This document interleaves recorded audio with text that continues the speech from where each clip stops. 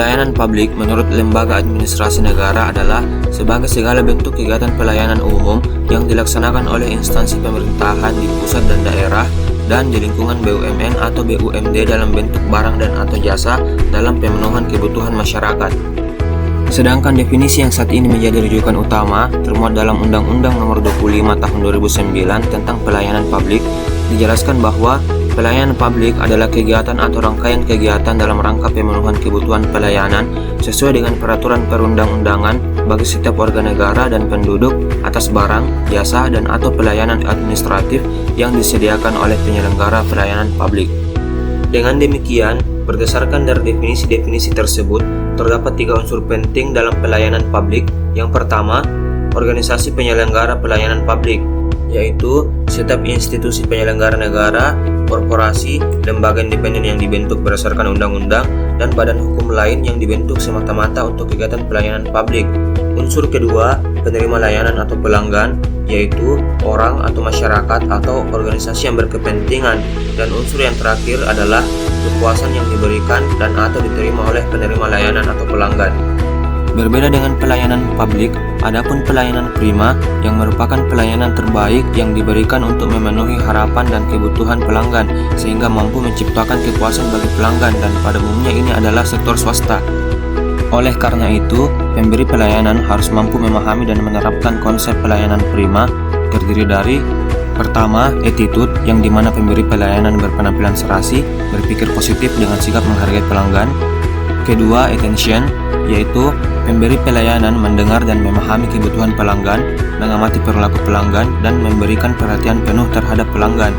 Ketiga, action, berkaitan dengan kegiatan mencatat setiap pesanan dan kebutuhan pelanggan, serta memberikan rasa terima kasih dengan harapan pelanggan mau kembali.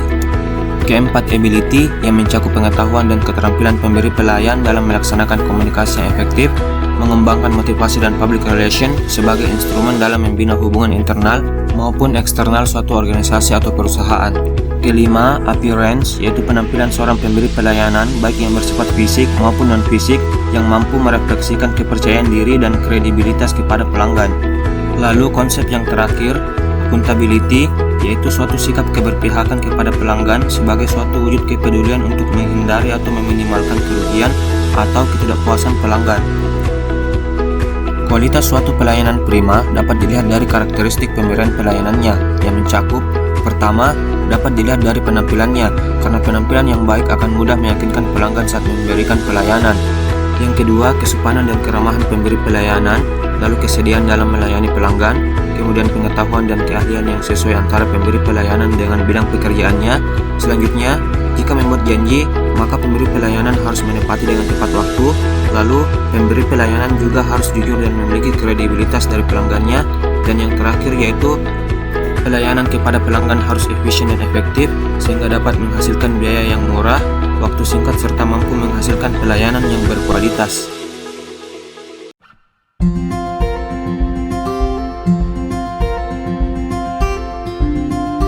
Menurut Garvin, kualitas suatu barang dapat dilihat dari 8 dimensi. Yang pertama, fungsi utama, berhubungan dengan aspek fungsional dan karakteristik utama dari barang yang dipertimbangkan pelanggan dalam memilih produk. Yang kedua, fungsi tambahan, yaitu karakteristik pendukung atau pelengkap dari fungsi utama. Yang ketiga, reliabilitas atau keandalan suatu barang dalam menjalankan fungsinya sehingga mampu memuaskan pelanggan.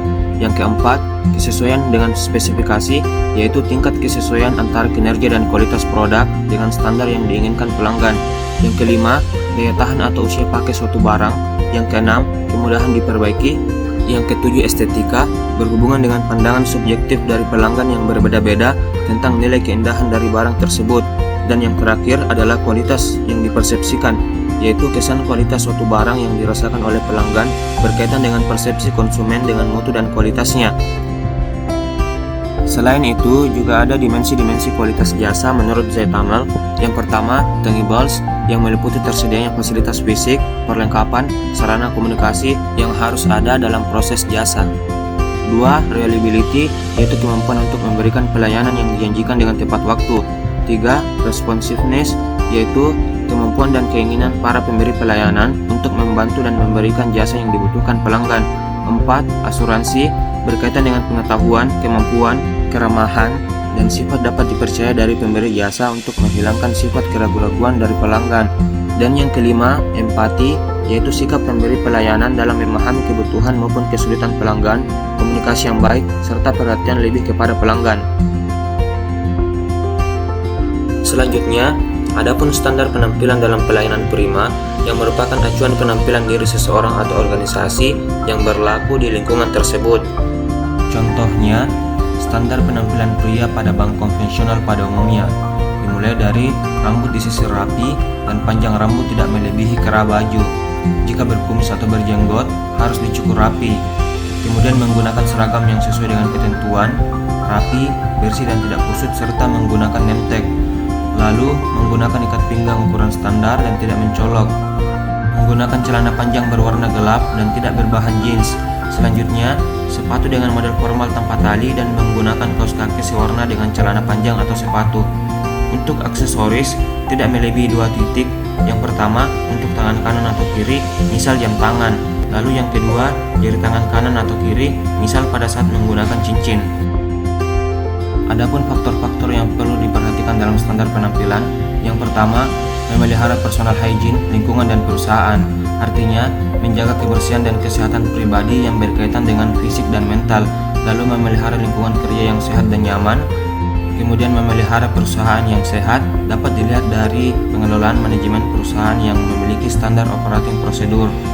Faktor yang kedua, memelihara presentasi atau penampilan pribadi, yaitu menjaga dan memelihara penampilan prima, sikap ataupun kepribadian, etiket dan komunikasi dalam berbicara. Dan faktor yang ketiga yaitu mengidentifikasi sikap tubuh yang baik berkaitan dengan bagaimana cara jalan, duduk, komunikasi maupun cara berpakaian yang baik yang sesuai dengan norma dan etika.